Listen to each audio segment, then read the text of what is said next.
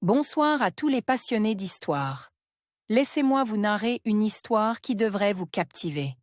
Si cela vous plaît, n'hésitez pas à vous abonner, à liker et à commenter pour découvrir d'autres récits à l'avenir. Bloody Mary. C'était une nuit sombre et pluvieuse, l'air chargé d'excitation. Mes amis et moi étions réunis dans la vieille maison de Sarah, connue pour ses histoires de fantômes. La légende de Bloody Mary nous fascinait, et nous avions décidé d'invoquer son esprit. Le grenier était l'endroit parfait, rempli de poussière et d'ombre. Au centre, un vieux miroir, terni par le temps, semblait attendre notre venue. Je sentais mon cœur battre la chamade. Mes amis, armés de leur téléphone, étaient prêts à immortaliser ce moment. « D'accord, qui commence ?» demandai-je, ma voix tremblante. Sarah, la plus courageuse d'entre nous, s'est avancée. Elle a prononcé « Bloody Mary » 3 fois, en fixant le miroir. Au début, rien ne se passa. Je me sentais soulagée, mais une tension palpable s'était installée. Puis, c'était mon tour. J'ai pris une profonde inspiration et je me suis placée devant le miroir. Bloody Mary, Bloody Mary, Bloody Mary.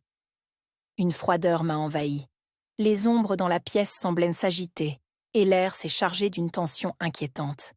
Soudain, la flamme de la bougie a vacillé. En scrutant le miroir, mon cœur s'est arrêté. Elle était là, une silhouette féminine floue, des yeux noirs comme des abysses. Mon esprit s'est figé, incapable de détourner le regard. Puis son visage a commencé à se déformer, un sourire terrifiant se dessinant sur ses lèvres. Un cri s'est échappé de ma gorge, mais il s'est perdu dans le silence.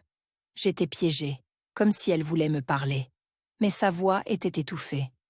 Je me suis retournée pour prévenir mes amis, mais la pièce semblait soudainement vide. Je me suis sentie désespérément seule. Sans réfléchir, j'ai couru hors du grenier, le cœur battant. Mes amis m'ont suivie, mais je savais que quelque chose d'horrible s'était produit. Les jours suivants, les cauchemars ont commencé. Chaque nuit, son visage hantait mes rêves, me réveillant en sueur.